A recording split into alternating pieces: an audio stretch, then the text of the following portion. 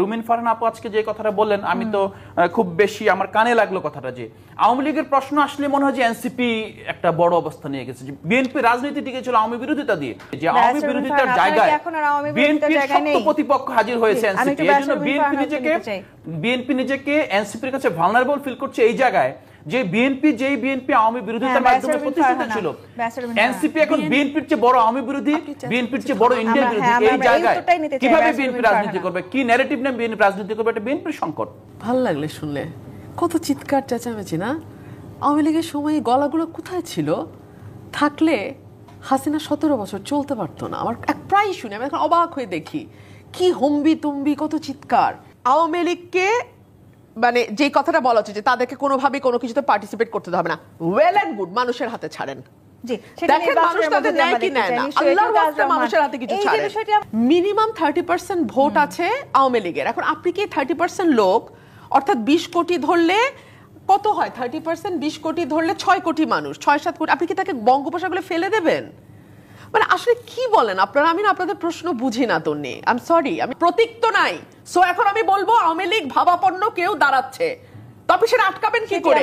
না না, এটার ভাবে সমস্যরে যেটা বলছে এনসিপির ভাষায় ফেসিবাদী, এটা কিন্তু খুব আপত্তিকর। আপনি কেন বলছেন যে এখন সমর্থকদের লিস্ট করতে হবে? ব্যাপারটা এটা না, আমাদের দাবিটা হবে যে আওয়ামী লীগের পক্ষে যারা নির্বাচন করতে আসবে তারা কি অপরাধী কিনা, তাদের বিরুদ্ধে কোনো মামলা আছে কিনা। আমরা তো কোনো প্রতীকের নির্বাচন করছি না, দেখেন বাংলাদেশে কিন্তু রিকনসিলিয়েশন নির্বাচন হচ্ছে নাকি, তাই তো আলোচনা। না না, রুমিন আপা যে বিষয়টাকে এড়িয়ে যাচ্ছেন সেটা হলো যে বাংলাদেশে এড়িয়ে যাচ্ছে না ভাই, 17 বছরে কিছু এড়াই নাই। এখন দিচ্ছেন না বিচারপতিরা অর্ডার, যদি আবার মিছিল মবরা আসে আগের বিচারপতিদের সরিয়ে দেওয়া হয়, তাহলে আপনি কোন পথে হাঁটছেন? আগে কিন্তু গভর্নমেন্টের অর্ডারে সরানো হইতো, এখন মব করে আপনি সরাই দিচ্ছেন।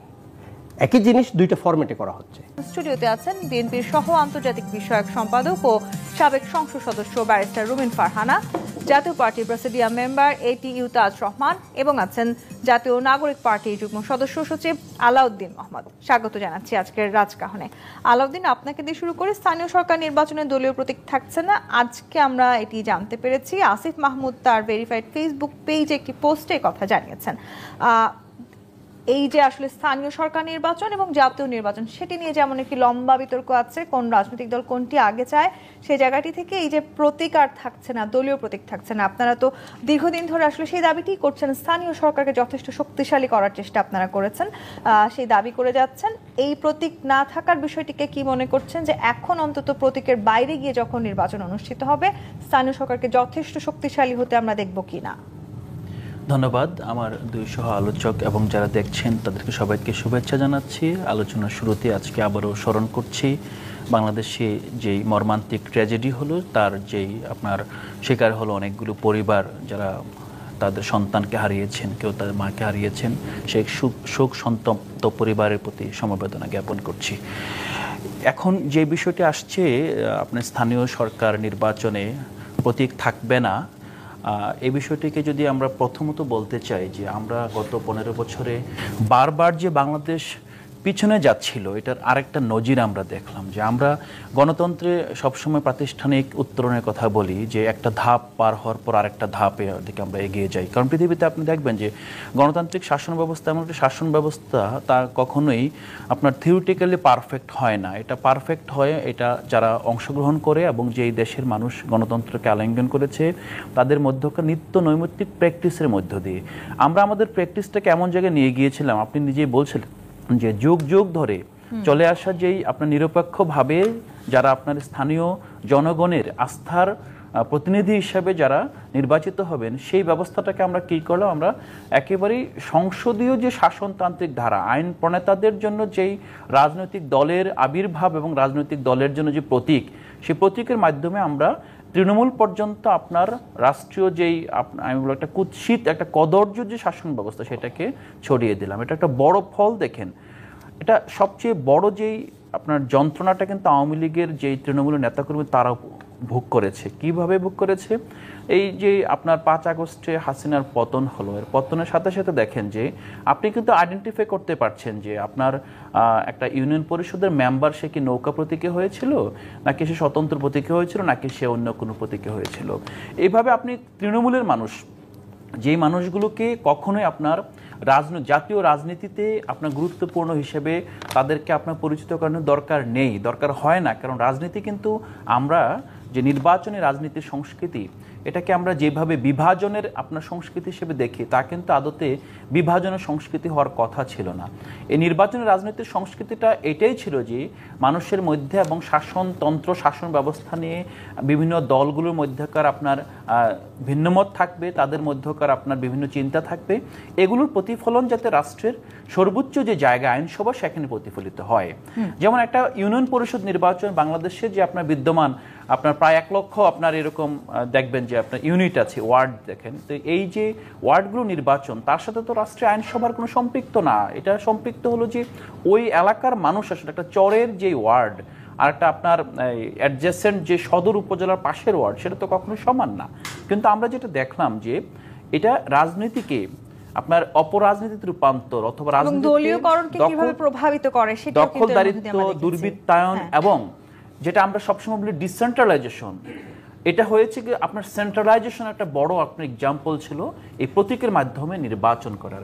এটা রহিত হয়েছে এবং এটা স্বাভাবিকভাবে ঐক্যমত্য কমিশন প্রস্তাব দিয়েছিল। আমরাও জাতীয় নাগরিক কমিটি তখনকার যে প্রস্তাব দিয়েছিলাম, তখন সুস্পষ্টভাবে আমরা প্রস্তাব দিয়েছিলাম যে কখনোই কোনো অবস্থাতেই আপনার স্থানীয় সরকারকে জাতীয় সরকারের সাথে অথবা কেন্দ্রীয় সরকারের সাথে মেলানো যাবে না। স্থানীয় সরকারকে আপনাদের সেই প্রস্তাবের সাথে কিন্তু অন্যান্য রাজনৈতিক দলগুলো এখন একমত হয়েছে। এটিও তাজ রহমান, তৃণমূল আসলে রাজনৈতিক দলের জন্য, রাজনীতির জন্য সবচাইতে গুরুত্বপূর্ণ একটি জায়গা এবং তৃণমূলকে আসলে নিয়ন্ত্রণ করবার চেষ্টা আমরা যুগে যুগে দেখেছি বাংলাদেশের রাজনীতিবিদরা, রাজনৈতিক দল করে গেছে।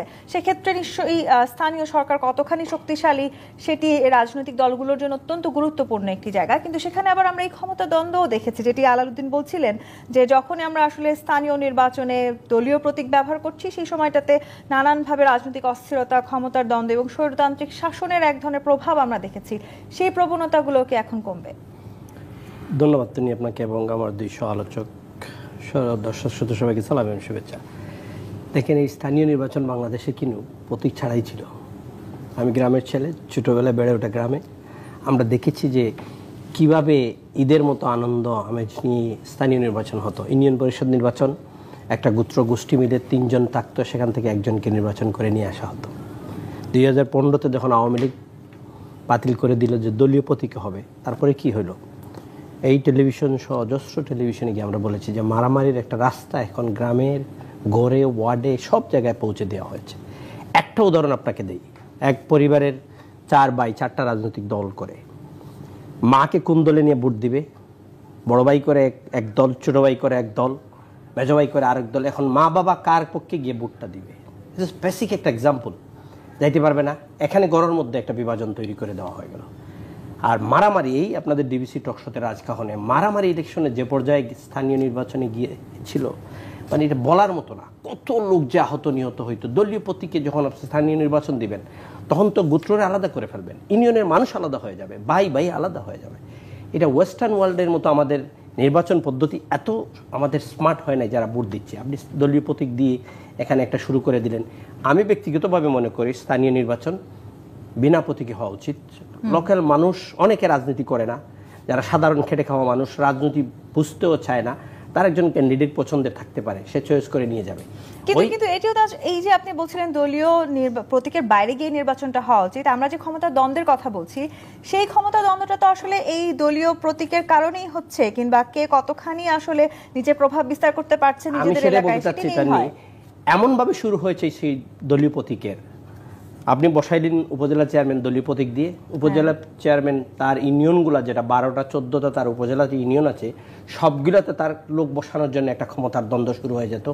জেলা থেকে বলা হয়তো এই লোকগুলো আসবে, প্রতীকে নির্বাচন দেওয়ার পরেই দলীয় লোকগুলোর মধ্যে মারামারি, দলের অভ্যন্তরীণ মধ্যে মারামারি, এটা একটা ম্যাসাকার অবস্থায় চলে গিয়েছিল। আমি ব্যক্তিগতভাবে মনে করি বাংলাদেশের স্থানীয় নির্বাচনটা হওয়া উচিত জনগণের মতামতের ভিত্তিতে।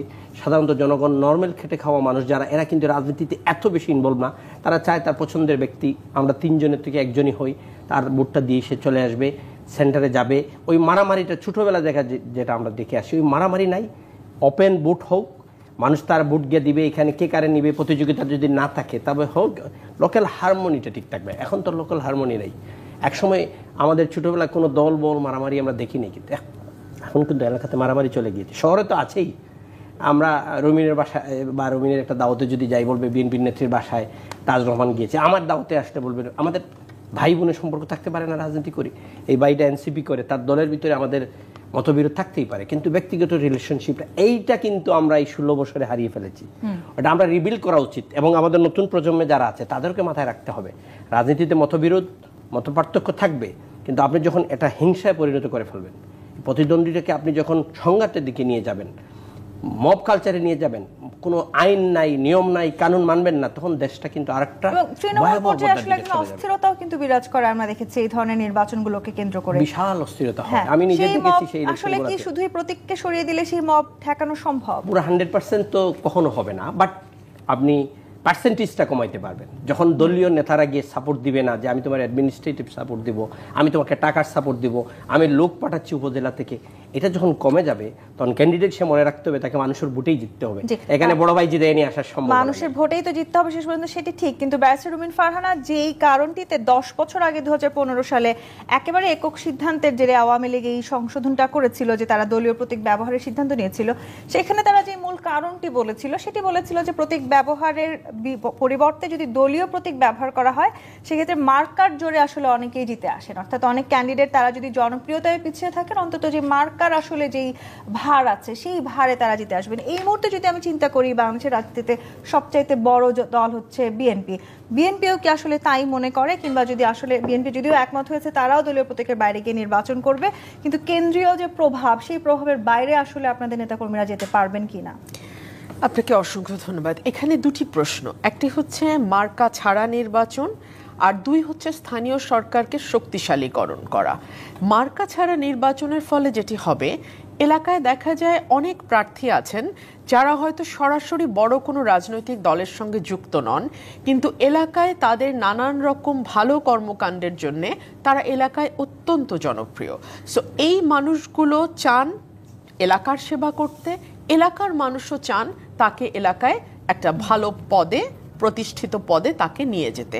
সো এই জায়গাটাতে যদি মার্কা না থাকে, দলীয় প্রতীক না থাকে, তখন যেটা হবে যে সত্যিকার অর্থেই জনপ্রিয় মানুষ যারা, তারা এলাকার প্রতিনিধিত্ব করতে পারবে অ্যাটলিস্ট স্থানীয় সরকারে। আর আওয়ামী লীগের সময় আমাদের মার্কা যেটা একক সিদ্ধান্তে নেওয়া হয়েছিল 15 সালে, তার পেছনে কারণ আছে। আমরা তো দেখেছি যে এই স্থানীয় সরকার নির্বাচনগুলোতে ইভেন এইরকম ভয়ও এলাকাবাসীকে দেখানো হয়েছে যে যদি নৌকায় ভোট না দেয় তাহলে AK-47 নিয়ে নাকি তারা হামলা চালাবে, এরকম ভয়ও দেখানো হয়েছে, এলাকা ছাড়া করা হবে। যেটা পাড়ার কবরস্থান, সেখানে কাউকে কবর দিতে দেয়া হবে না, বলেছে ভোট না দিলে নৌকায় এলাকায় ঢুকতে পারবে না। মানে ইউনিয়ন পরিষদ নির্বাচন একেবারেই স্থানীয় সরকারের প্রথম ধাপের নির্বাচনের যেই মানে আমরা যদি নিউজগুলো সেই সময়কার দেখি, আমরা দেখব যে সেই রকম ভয় ভীতি দেখিয়ে নৌকায় প্রতীকে সিল মারতে বাধ্য করা হয়েছে এক সময়। সো সেই জায়গা থেকে তো বাংলাদেশ এখন পরিবর্তনের কথা বলছে, নতুন রাজনীতির কথা বলছে। সো আমরা মনে করি যে পলিটিক্যাল পার্টিগুলো সকলেই কিন্তু এই একটা বিষয় একমত হয়েছে যে ঠিক আছে, যত বড় দলই হোক, প্রতীকের যত বড় শক্তি থাকুক না কেন, স্থানীয় সরকার নির্বাচনে কেউ কোনো প্রতীক ব্যবহার, মানে অ্যাটলিস্ট দলীয় প্রতীক ব্যবহার করতে পারবে না। আর দ্বিতীয় যে বিষয়টি, স্থানীয় সরকারকে শক্তিশালীকরণ করা, এটা আমি আমার সাংসদ জীবনের পুরোটা সময় কথাটা আমি বারংবার বলেছি। আমি একটা উদাহরণ দিই, ধরুন টিআর কাবিখার বরাদ্দ, এই বরাদ্দটা স্থানীয় সরকারের কাজে লাগে। টিআর কাবিখার মধ্যে কি থাকে, মানে মাটির রাস্তা ইটের সোয়েলিং দিয়ে বিছানো, হয়তো সোলার লাইট দেয়া, চাল বা গম দেওয়া হবে, সেটার পরিবর্তে কিছু রাস্তা মেরামত করা। এই কাজগুলো খুব বেশি বড় যে তেমনও নয়, কয়েক কোটি টাকার কাজের মধ্যে। এই কাজটা কেন এমপিদের হাতে রাখতে হবে, এই কথাটা আমি বারবার বলছি। এই কথাটা কোনো এমপির পছন্দ হয় না। এই কথাটা বলাতে ব্যারিস্টার রুমিন ফারহানা আমি একটু বলতে চাই, আমরা দীর্ঘদিন আসলে দেখেছি তৃণমূল পর্যায়ে, অর্থাৎ যারা আসলে ইউনিয়ন পর্যায়ে কাজ করছেন, সেই জায়গাগুলোতে যেই ধরনের অনুদান কিংবা সেই এলাকার যেই ধরনের আসলে বাজেট থাকে, সেটি দলীয় আসলে নিজেদের দলীয় না হন, সেক্ষেত্রে সেই বাজেটটি আসলে কাটছাট করা হয়। সেই অনুদান নিয়েও নানানভাবে কিন্তু আমরা দেখেছি গন্ডগোলের ব্যাপার আছে, নিজের দলের লোক না হলে।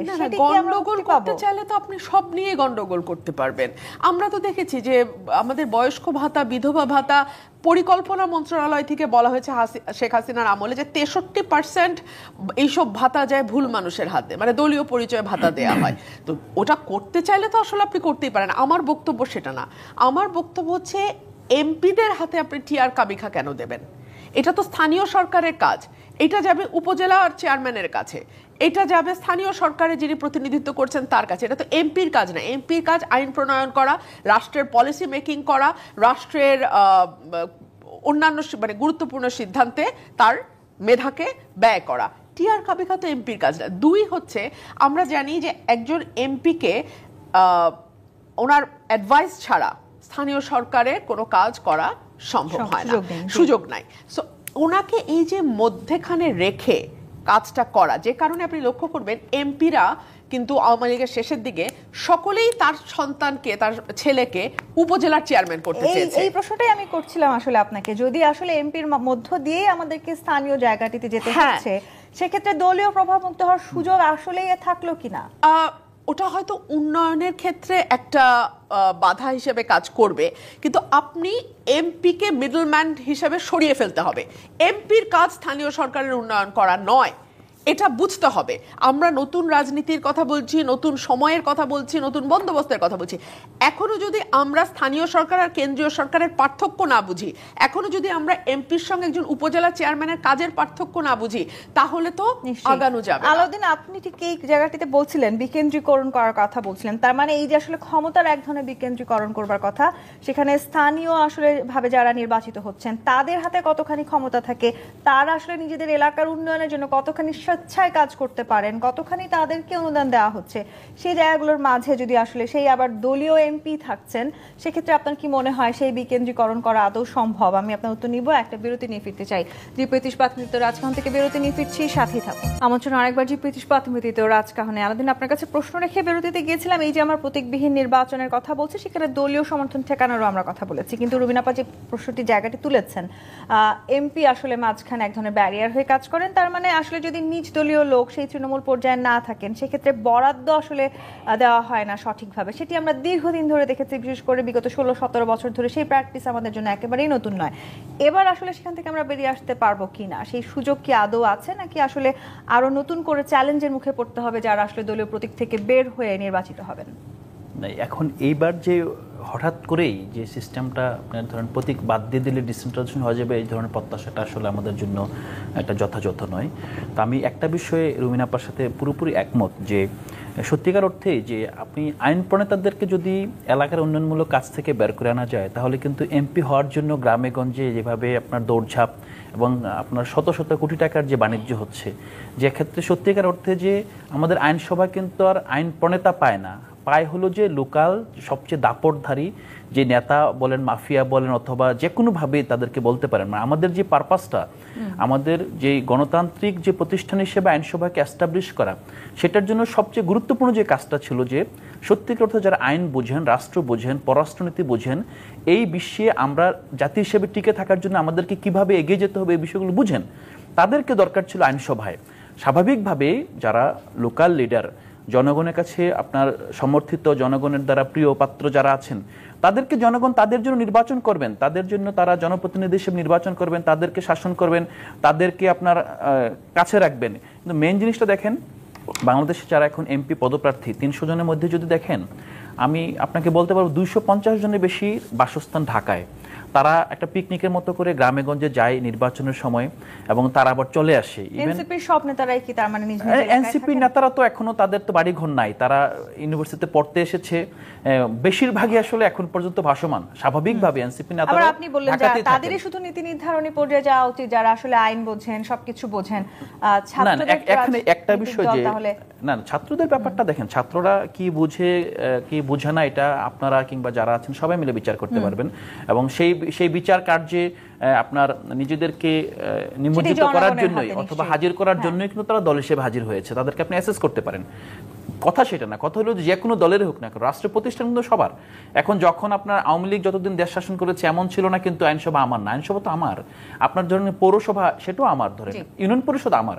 আমাদের বিষয়টা হলো যে নাগরিক হিসেবে আমরা ইউনিয়নের কাছে কি চাই, আমরা পৌরসভার কাছে কি চাই, উপজেলা চেয়ারম্যানের কাছে কি চাই, আমরা আইনসভার সদস্যের কাছে কি চাই, এই জিনিসগুলো তো আমাদের সবাইকে একমত হতে হবে। সেটা কি বিএনপির প্রতিনিধি হবেন, নাকি এনসিপির হবেন, নাকি জাতীয় পার্টির হবেন, সেটা মুখ্য না। মুখ্য হলো যে প্রথমত তার যে আপনার জব রোল সেটাকে ঠিক করতে হবে। কিন্তু সেই জায়গাটিতে যদি আমি একটু প্রশ্ন করি, ব্যারিস্টার রুমিন ফারহানা, যে পদ্ধতিতে আসলে প্রতীকবিহীনভাবে যদি নির্বাচন হয়, তার মানে ওই স্থানীয় এলাকায় যে কেউ নির্বাচন করতে পারবেন, আমি যতটুকু বুঝি, তাকে আসলে কোনো দলীয় ট্যাগিং এর মধ্য দিয়ে যেতে হবে না, সেটি প্রয়োজন নেই। কিন্তু সেই ক্ষেত্রে সেই সুযোগও আসলে থেকে গেল কিনা, ফ্যাসিস্টরা আবার নির্বাচনে অংশগ্রহণ করে, যেহেতু কোনো দলীয় ট্যাগ তাদের থাকছে না, তারা ফিরে আসতে পারেন কিনা রাজনীতিতে? আচ্ছা দেখুন, আপনারা যে প্রশ্নগুলো করেন আমি না খুব অবাক হই কেন, মানুষের এই আলোচনা শুনলেও আমি আসলে অবাক হই। কারণ আপনি বাংলাদেশে মানে যে ভোটের যে পার্সেন্টেজের হিসাব গত 53 বছরের, মিনিমাম 30% ভোট আছে আওয়ামী লীগের। এখন আপনি কি 30% লোক, অর্থাৎ 20 কোটি ধরলে কত হয়, 30% 20 কোটি ধরলে 6 কোটি মানুষ, 6-7 কোটি, আপনি কি তাকে বঙ্গোপসাগরে ফেলে দেবেন? মানে আসলে কি বলেন আপনারা? আমি না আপনাদের প্রশ্ন বুঝি না তন্নি, আই এম সরি, আমি আপনাদের প্রশ্ন আসলে বুঝি না। মানে আপনি কি 6 কোটি মানুষকে বঙ্গোপসাগরে ফেলে দেবেন? তো ফেলে দেন, ফেলে দিয়ে তারপর বসেন ওই চেয়ারে, তারপর আলোচনা করি। সেই সুযোগ তো নেই। আমি বুঝি না আপনাদের কথা। এটাও বলেছেন বিএনপি জামাতে আমাদের আপত্তি নেই, আওয়ামী লীগের সঙ্গে সখ্যতা মানবেন না তারা। তার মানে আওয়ামী লীগ ক্ষমতা আসলে কেউ না কেউ কি তাহলে তাদেরকে সখ্যতা করে আবার ক্ষমতায় নিয়ে আসছে? আপা দেখেন, সখ্যতা মানবেন না, সখ্যতা করা যাবে না, এগুলো পলিটিক্যাল বক্তব্য, এগুলোকে সিরিয়াসলি নেবার কিছু নাই। ওনারা বাংলাদেশের নাগরিক। তাহলে এক কাজ করেন, আপনারা এক কাজ করেন, এই সরকারকে বলেন আওয়ামী লীগের সমর্থক ভোটার সকলের একটা তালিকা করতে, তালিকা করে ওনাদের নাগরিকত্ব বাতিল করেন। মানে আপনাদের প্রশ্নের উত্তর তো আমি আর বুঝি না, এর বেশি কিছু কি দিব আপনাদের প্রশ্নের উত্তর, আমি আসলেই বুঝি না।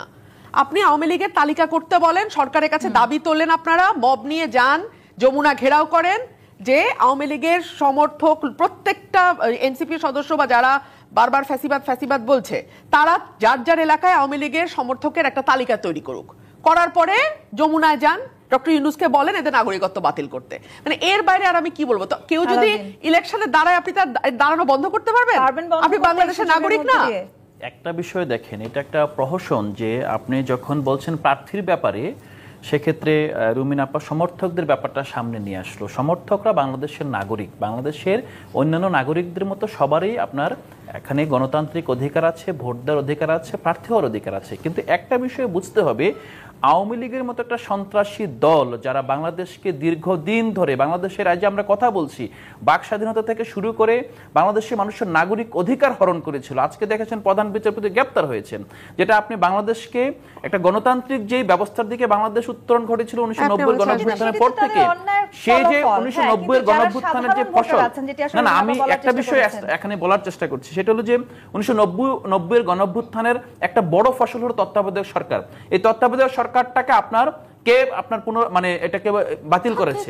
আপনি যদি এই বিষয়টা বলেন, তাহলে বলেন যে বাংলাদেশের আজকের এই দুর্দশা, আপনি এই গুম খুন লুণ্ঠন সবগুলোর পিছনে আপনি একটা বিষয় বলেন, আপনি কেন বলছেন যে এখন সমর্থকদের লিস্ট করতে হবে? ব্যাপারটা এটা না, আমাদের দাবিটা হবে যে আওয়ামী লীগের পক্ষে যারা নির্বাচন করতে আসবে তারা কি অপরাধী কিনা, তাদের বিরুদ্ধে কোনো মামলা আছে কিনা। আমরা তো কোনো প্রতীকের নির্বাচন করছি না, দেখেন বাংলাদেশে কিন্তু রিকনসিলিয়েশন নির্বাচন হচ্ছে নাকি, তাই তো আলোচনা। না না রুমিন আপা যে বিষয়টাকে এড়িয়ে যাচ্ছেন সেটা হলো যে বাংলাদেশে এড়িয়ে যাচ্ছে না ভাই, 17 বছরে কিছু এড়াই নাই। আমাদের প্রতীক ছাড়া নির্বাচন হচ্ছে। এখন কেউ যদি দাঁড়িয়ে যায়, সে ধরলাম আওয়ামী লীগের সমর্থক, কারণ এখন তো সমর্থক ছাড়া কিছু বলতে পারবো না, কারণ প্রতীক নাই। তো প্রতীক থাকলে আমি নেতা বলতাম, প্রতীক তো নাই। সো এখন আমি বলবো আওয়ামী লীগ ভাবাপন্ন কেউ দাঁড়াচ্ছে, তো আপনি সেটা আটকাবেন কি করে? না না, এটা তো এখানে আটকানোর ব্যাপারটা এখানে আসছে না। এখানে যেটা আসছে যে আওয়ামী লীগ প্রসঙ্গ আসলেই যে আওয়ামী লীগের সমর্থকদের প্রতিও যে আমাদের আপনার যে এই দেশ আছে, বিদ্বেষ আছে, ব্যাপারটা কিন্তু এটা না। আমরা বারবার বলছি বাংলাদেশের গণতন্ত্রের সবচেয়ে বড় বাধা আওয়ামী লীগ এবং তাদের সন্ত্রাসী কর্মকাণ্ড। এই সন্ত্রাসী কর্মকাণ্ডকে আপনাকে সোচ্চারভাবে সমসুরে, যেটা বলছে এনসিপির ভাষায় ফেসিবাদী, এটা কিন্তু খুব আপত্তিকর। ফেসিবাদী ভাষাটা এনসিপির না। আপনি বিবিসির প্রতিবেদন বলেন, আল জাজিরার প্রতিবেদন বলেন, দেশি এবং বিদেশি সব মিডিয়ায় যেভাবে গত 15 বছরকে আপনার চিত্রিত করা হয়েছে, ফেসিবাদীর শাসন ব্যবস্থার চেয়ে আরো আপনার জঘন্য শাসন ব্যবস্থা, এটার পক্ষে কোনোভাবে সাফাই গাওয়ার কোনো উপায় নেই, কোনোভাবে উপায় নেই। উচ্চকিত আওয়াজ চারপাশ থেকে শুনতাম, তাহলে হাসিনা হাসিনা হয়ে উঠতো না। এক হ্যাঁ। দুই হচ্ছে আপনারা আওয়ামী লীগকে মানে যে কথাটা বলা হচ্ছে যে তাদেরকে কোনোভাবেই কোনো কিছুতে পার্টিসিপেট করতে হবে না, ওয়েল এন্ড গুড, মানুষের হাতে ছাড়েন। জি, সেটা দেখেন মানুষ তাদের নেয় কি নেয় না, আল্লাহর ওয়াস্তে মানুষের হাতে কিছু এই যে ছাড়েন। বিষয়টি আমরা বারবার বলছি, গণতান্ত্রিক ধারায় আমরা ফিরতে চাই এবং নির্বাচনের মধ্যে দিয়ে আসলে আমরা দেখতে চাই জনগণ আওয়ামী লীগকে কতখানি বিতাড়িত করতে পেরেছে। সেই জায়গাটি কি আমরা এই প্রতীকবিহীন স্থানীয় নির্বাচনে দেখব? সেটা আপনাকে যদি ফ্রি ফেয়ার ক্রেডিবল ইলেকশন করতে দিতে হয়, করার ব্যবস্থা করে দেন, তাহলে হয়তো আপনি সেটা দেখতে পাবেন। আর যদি সেটাতে বাধাগ্রস্ত করা হয়, তাহলে আপনি ফেসিবাদের কথা বলে আপনি আরেকটা ফেসিবাদের জন্ম দিচ্ছেন। আপনি এখন দেশ যখন আইনের ন্যায় রাষ্ট্রের কাঠামোর ভিতরে না চলে, বাইরে চলে, রাষ্ট্র কাঠামো হলে সরকার থাকবে, পুলিশ থাকবে, প্রশাসন থাকবে, সেই আইনের মধ্যে থেকে আপনাকে কিন্তু সব কিছু নিতে হবে। এটার বাইরে যখন চলে যাবেন আপনি, আমি লাইভ প্রোগ্রামের এই টেবিলের বাইরে গেলে তো আর ক্যামেরার সামনে থাকতে পারবো না, তখন আপনি কিন্তু বাইরে চলে গেলেন, জঙ্গলে শাসন হয়ে যাবে আপনার। তখন আপনি কীভাবে নির্বাচন সুষ্ঠুভাবে করবেন? যে এই প্রতীক, এই ক্যান্ডিডেট কোনো প্রার্থীর কোনো প্রতীক নাই, কিন্তু সে একটা সমর্থক হতে পারে, তাকে আপনি বাধা দেওয়া শুরু করলে তো লোকাল মানুষকে আপনি সরাইয়া দিবেন, তখন ওই গোষ্ঠীটা নির্বাচন থেকে জুড়ে সরে যাবে। স্থানীয় নির্বাচনে প্রতীকের বাইরে যখন করছেন, তখন এখানে কাউকে দাবাই রাখা যাবে না। এখানে যে যার সমর্থক যদি থাকে, যারা অন্যায় করছে তাদের বিচার তো হচ্ছে এবং হতে হবে। যারা অন্যায় করে নাই, যারা এটার সাথে জড়িত নাই, যারা আমাকে সমর্থন করে, একটা দলকে সমর্থন করে, তাদেরকে যদি আপনি আবার ক্যাটাগরিকলি আপনি স্টিগমা দিয়ে শুরু করে দেন, আসলে সেই ট্যাগিং এর সংস্কৃতি থেকে আমাদের সেই আমি tagging কিন্তু এর তাজ বাইরে ভাইয়ের যেতে সাথে একমত। তাজ ভাই যেটা বলছেন যে কেউ যদি প্রার্থী হন, শুধু নাগরিক হিসেবে প্রার্থী হচ্ছেন, সে কিন্তু আওয়ামী লীগ হিসেবে প্রার্থী হচ্ছেন না, যেহেতু এখানে আপনার মার্কা নেই। কিন্তু সমর্থক যে একেবারেই বাংলাদেশে না না, একজন নেই, সমর্থক সেই- না, ব্যাপারটা হলো যে রুমিন আপা যেটাকে নিয়ে গিয়েছেন যে কেউ প্রার্থী হলে আপনি এই প্রশ্নটা উঠাতে পারবেন না যে আওয়ামী লীগ অংশগ্রহণ করবে কি করবে না। দেখেন একটা বিষয়, আওয়ামী লীগের যে সমর্থক, আওয়ামী লীগের সমর্থকরা ফেসিবাদ বাদ, আসবো তারা আপনার খুনের কাছে। সমর্থক, গুমের সমর্থক, তারা আপনার সন্ত্রাসের সমর্থক। আপনি গত গোপালগঞ্জের ঘটনা দেখেন, আপনি গত দুদিন আগে সচিবালয়ের ঘটনা দেখেন, আপনি প্রতিটা ঘটনায় আওয়ামী লীগ আসবো প্রমাণ আপনার করছে কাছে, কিন্তু এটি তো সন্ত্রাসবাদের আসলে বাইরে আমার- আওয়ামী লীগের এখন পর্যন্ত কোনো রাজনৈতিক অংশগ্রহণ নাই। পুরো এই অবস্থায় আপনি এই রাজনৈতিক প্রশ্ন নেতারা অমূলক। কোনোভাবেই নতুন পথে হাঁটছে না, এই রকম অভিযোগ আসলে অনেক রাজনৈতিক বিশ্লেষকরা করছেন। সেটি কতখানি সত্যি, আমি আপনার উত্তরটি নিব, একটি বিরতি নিয়ে ফিরতে চাই। জি25 প্রাথমিক রাজখান থেকে আরেকটি বিরতি নিয়ে ফিরছি, সাথেই থাকুন। জি25 প্রাথমিক রাজখান দেখছেন, এটিও তাজ রহমান। যেটি বলছিলাম, রাজনৈতিক নেতারা, বিশেষ করে পুরনো যে রাজনৈতিক দলগুলো আছে, তারা কোনোভাবেই নতুন পথে হাঁটছেন না, এমন অভিযোগ করছেন রাজনৈতিক বিশ্লেষকরা। বিএনপির মাঠের রাজনীতি কিংবা অন্যান্য রাজনৈতিক দলগুলোর মাঠের রাজনীতি, জামায়াত ইসলামের কথা তারা বলেছেন, সরকারের সঙ্গে বোঝাপড়ার বিষয়, জাতীয় ঐক্যমত্য কমিশনে এই পুরনো রাজনৈতিক দলগুলোর কার্যক্রম, সবকিছু মিলিয়ে আদৌ এই রাজনৈতিক দলগুলো নতুন পথে হাঁটবে কিনা সেটি নিয়েও শঙ্কা দেখছেন তারা। আপনাকে এটার আগে উত্তরটা দেওয়ার আগে আমি একটু বলে যেতে চাচ্ছি, ডিসেন্ট্রালাইজেশনের কিন্তু বাংলাদেশে শুরু করেছিলেন হুসেইন মোহাম্মদ এরশাদ 1982-তে উপজেলা পরিষদ। একটা নির্বাচন 85-এ হয়েছে, দ্বিতীয়টি হয়েছে 1990-তে। তারপর এটা ক্যান্সেল করা হয়ে গেছিল, আবার 2009-এ কেয়ারটেকার ব্যাক গভর্নমেন্ট আসার পরে নির্বাচনটা হলো। ডিসেন্ট্রালাইজেশন আপনার রাজনীতি, দেশের উন্নয়ন এবং লোকাল স্থানীয় উন্নয়নের জন্য নাম্বার ওয়ান। পৃথিবীর সমস্ত উন্নত দেশে কিন্তু যার যা গভর্নমেন্ট আলাদা। ওইখানে আপনার রুমিন যেটা বললেন যে এমপিরা কেন গিয়ে এখানে ইন্টারফেয়ার করবে, ওখানে লোকাল গভর্নমেন্ট তার নিজস্ব তত্ত্বাবধানীয় ডেভেলপমেন্ট করবে। আপনি যে প্রশ্নটা বললেন, আজকে পত্রিকায় দেখলাম ডক্টর কামাল হোসেনের মেয়ে সারা হোসেন বলেছেন যে কী পরিবর্তন হয়েছে আজকের স্থানীয় জাতীয় টপ নিউজ পেপারে, কী পরিবর্তনটা আপনারা দেখছেন? বিচারপতি কোনো অর্ডার দিচ্ছেন না বয়ে, যদি কালকে আমার চাকরি চলে যায়। বিচারপতিরা এখন কাকে ভয় পাচ্ছেন তারা? এটা উনি কালকে বলছে, ওনারটাই নাম কোট করিয়ে আমি বলছি, প্রথম আলো যুগান্তরের রিপোর্ট থেকে কোট করে বলছি, কোট আনকোট। উনি বলেছেন এখন দিচ্ছেন না বিচারপতিরা অর্ডার, যদি আবার মিছিল মবরা আসে আগের বিচারপতিদের সরিয়ে দেওয়া হয়, তাহলে আপনি কোন পথে হাঁটছেন? আগে কিন্তু গভর্নমেন্টের অর্ডারে সরানো হইতো, এখন মব করে আপনি সরাই দিচ্ছেন। একই জিনিস দুইটা ফরম্যাটে করা হচ্ছে, তা আপনি পরিবর্তনটা কোন দিকে যাচ্ছে? আপনাকে সিস্টেম তো ফলো করতে হবে। আপনি সিস্টেমের যদি বাইরে যান, আগে গুম খুন করা হয়তো সরকারের তো নিয়ন্ত্রণে, সরকার অর্ডার দিত, পুলিশ বাহিনীগুলো গিয়ে করতো। এখন পুলিশের নীরবতায় যদি আবার আর গুম খুন মব হয়, একই জিনিস কিন্তু দুইটা ফরম্যাটে হচ্ছে। এখন মানুষ কি মনে করছে যে আমরা এত অত্যাচার সহ্য করে এই 17 বছর ছিলাম, এখন আবার যদি এগুলো হচ্ছে তাহলে কি হচ্ছে? আমার তত্ত্বাবধায়ক এখন ইন্টারিম গভর্নমেন্টের প্রধান উনি বলেছেন যে আমার তো নিয়োগকর্তা ছাত্ররা, এই শব্দটা কি ওনার বলা ঠিক হলো? উনি যদি ছাত্ররা ওনাদের নিয়োগকর্তা বলে ফেলেন, তাহলে বাকি রাজনৈতিকগুলো একটা গ্রুপ, ছাত্ররা একটা গ্রুপ। ছাত্রদের নিয়ে যদি ওনার পদে ছাত্রদের প্রধান নাহিদ না হয়ে ডক্টর ইউনূস বিহাইন্ডে আছেন, মানুষের মনে যে সন্দেহটা ঢুকছে, আপনি যেটা চাচ্ছেন এই দেশটার সুন্দর জায়গায় নিয়ে যেতে, আপনাকে কিন্তু এই পিন পয়েন্ট আবার জিনিসগুলো এখন তো এই রাজনৈতিক দল অর্থাৎ এনসিপি কিন্তু এই সরকারের যথেষ্ট সমালোচনাও করছে। এটা বোধহয় 2-1 দিন ধরে আপনি দেখছেন সমালোচনা করছে, এটা ভালো জিনিস, আমি খারাপ বলবো না। আপনার এইখানে কিন্তু এনসিপির আরেকজন সদস্য যিনি এখনো হন নাই বা একসাথে আন্দোলন করেছেন, উনি এখনো মন্ত্রিত্ব নিয়ে আছেন, ক্যাবিনেটের সবচেয়ে পাওয়ারফুল মন্ত্রিত্ব জায়গায় আছেন, এবং উনি তো বলছেন একসময় হয়তো উনি এই এনসিপিতে আসতে পারেন। তাহলে এই সরকারের নিয়োগকর্তা যদি এনসিপি হয়, তো এই ইন্টারিং গভর্নমেন্টের লোক যারা আছেন এরা বাকি সব রাজনৈতিক দলের যে সুযোগ দিবেন বা এনসিপি যে সুযোগ দিবেন তার মধ্যে তো পার্থক্য দেখা যাবে। তাহলে কি স্থানীয় নির্বাচনেও আপনারা সেই প্রভাব দেখতে পারেন, সেই শঙ্কা করছেন? না, আমি রাজনৈতিক দলের কর্মী হিসাবে তো আমি সন্দেহ করতেই পারি। আমরা পলিটিশিয়ান যারা, আমরা রাজনীতি করি, কর্মী যারা, আমরা কিন্তু মানুষের রিপ্রেজেন্টেশন করি। মানুষের কথা বলা আমাদের কাজ জাতির সামনে। আমরা বলছি যে মানুষ সন্দেহ করছে, যদি এরকম হয় তাহলে তো নিউট্রাল ইলেকশনটা হবে কিনা সন্দেহ আছে। কারণ আপনি তৈরি করে ফেলেছেন, আপনি তো নিজেই বলেছেন এনসিপি ছাত্ররা আমার নিয়োগকর্তা, আর বাকি কেউ নিয়োগকর্তা নেয়। এখন এই যে একজন নিরপেক্ষ ব্যক্তি হওয়া প্রয়োজন ছিল, ডক্টর ইউনূস বিশাল বড় মানুষ, বাংলাদেশের একজন নোবেল লরিয়েট, এত তার গুণাবলী সারা দুনিয়ার কাছে, ওনাকে আরও নিউট্রালিটি করা উচিত ছিল। আপনি আওয়ামী লীগকে নিষিদ্ধ করে ফেলছেন, কোনো সংলাপে আওয়ামী লীগ নাই, ফেয়ার এনাফ। জাতীয় পার্টি কোনো সংলাপে গেছে? জাতীয় পার্টি নিষিদ্ধ করেন নাই আপনারা, জাতীয় পার্টি নাই কেন? আজকে তৃতীয় মাত্রার একজন রেনাউন্ড জার্নালিস্ট হোস্ট জিল্লুর কি বলেছেন, যে 4টা দলের আপনারা নিয়ে আলোচনা করলেন, এই 4টার মধ্যে বিএনপি পরে বাকিগুলোর ভোটও তো আপনি জানেন না কত পার্সেন্ট আছে।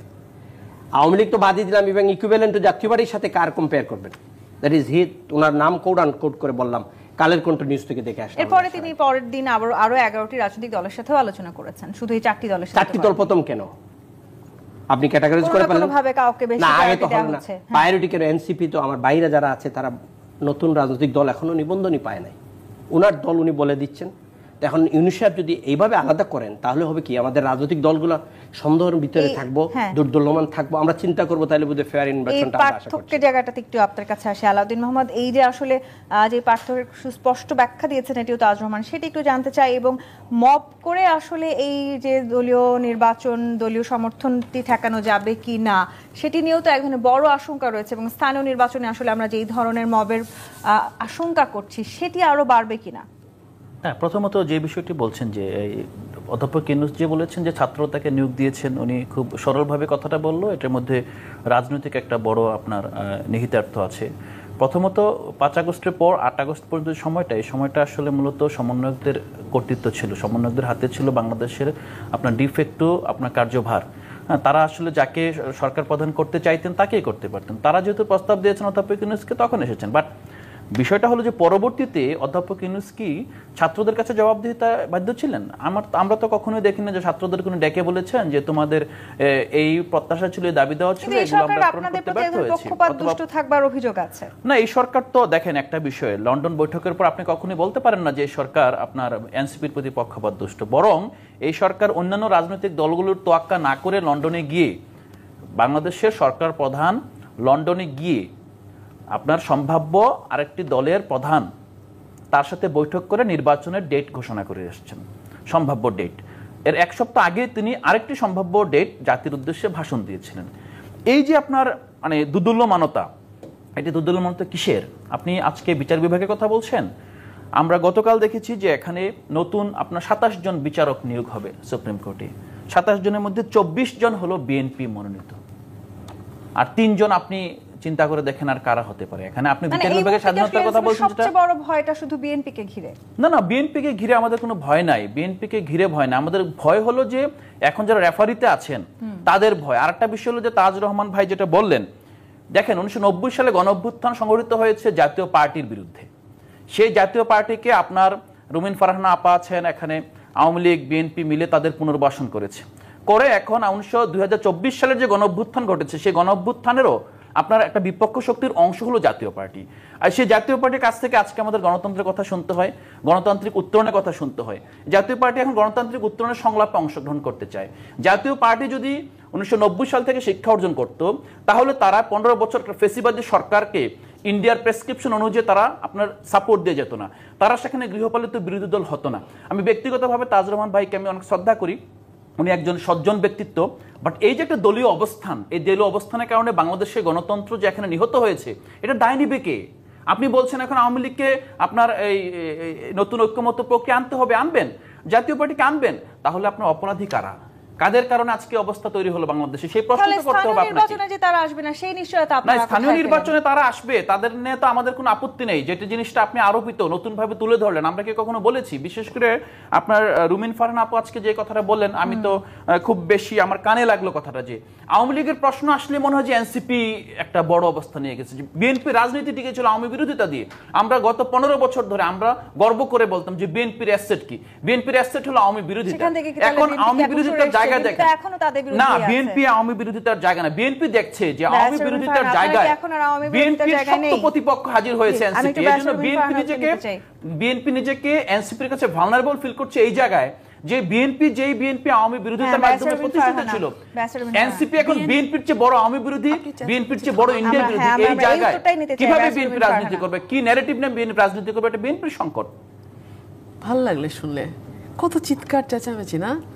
আওয়ামী লীগের সময় এই গলাগুলো কোথায় ছিল?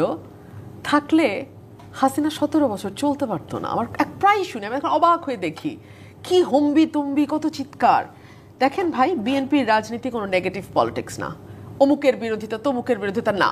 বিএনপি একনায়কতন্ত্রের বিরোধিতা করেছে, বিএনপি বাকশালের বিরোধিতা করেছে, বিএনপি 4টা মাত্র পত্রিকা আর বাকি সব পত্রিকা বন্ধের বিরোধিতা করেছে, বিএনপি বিচার বিভাগকে দলীয়করণের বিরোধিতা করেছে, বিএনপি বিচার বিভাগের স্বাধীনতার জন্য সুপ্রিম জুডিশিয়াল কাউন্সিল করেছে, বিএনপি নতুন বাংলাদেশ রচনার জন্য যে অর্থনৈতিক মুক্তি দরকার, একটা তলাবিহীন ঝুড়ি থেকে একটা জাতিকে মর্যাদাপূর্ণ জাতিতে পরিণত করবার জন্য যা যা করা দরকার বিএনপির প্রতিষ্ঠাতা শহীদ প্রেসিডেন্ট জিয়াউর রহমান সেটা করেছে। কোনো দলের, কোনো গোষ্ঠীর, কোনো পার্টিকুলার পার্সনের বিরোধিতা করে বিএনপির জন্ম হয় নাই। বিএনপির রাজনীতি নেগেটিভ রাজনীতি না, বিএনপি নেগেটিভ পলিটিক্স করে না। হ্যাঁ, ডেফিনেটলি প্রতিপক্ষ হিসেবে আওয়ামী লীগ সবসময় বিএনপির সবচেয়ে বড় প্রতিদ্বন্দ্বী, সবচেয়ে বড় প্রতিপক্ষ ছিল। কিন্তু এই যে রাজনীতিতে শত্রু বানিয়ে ফেলার কালচার, এটা গত 15 বছরে আওয়ামী লীগ চাষ করেছে, ঘৃণার চাষ করেছে।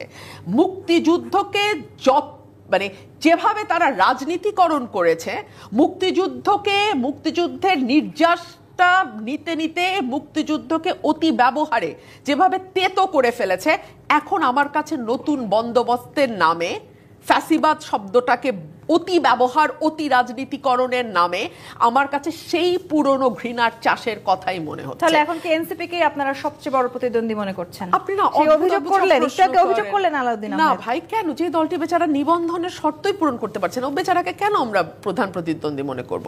আর রাজনীতির মাঠে শত ফুল ফুটবে, এটাই তো আমরা চাই। বাংলাদেশে বহুদলীয় রাজনীতি তো বিএনপির হাত ধরে এসেছিল। একদলীয় শাসনের পরিবর্তে বহুদলীয় রাজনীতি তো বিএনপির স্লোগান। এবং বাংলাদেশে বিএনপির সবচেয়ে বড় অবদান হচ্ছে আমাদের জাতিগত পরিচয়। আমরা বাংলাদেশি, আমরা পাহাড়ি হতে পারি, আমরা সমতলের হতে পারি, আমরা বাংলাদেশি, আমরা হিন্দু হতে পারি, আমরা মুসলিম হতে পারি, আমরা বাংলাদেশি।